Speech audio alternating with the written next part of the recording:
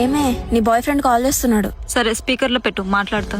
Rose, హా చెప్పు. అమ్మని తీసుకుని హాస్పిటల్కి వచ్చాను. ఒక 1000 రూపాయలు డబ్బులు తక్కువ అయ్యాయి. ఎవరినైనా నేను ఇవ్వట్లేదు. నీ దగ్గర 1000 రూపాయలు డబ్బులు ఇవ్వా? అరే నువ్వు ముందు నన్ను అడగాలి కదా, వాళ్ళని వీళ్ళని ఎందుకు అడిగావు? సారీ, అడగలేకపోయాను.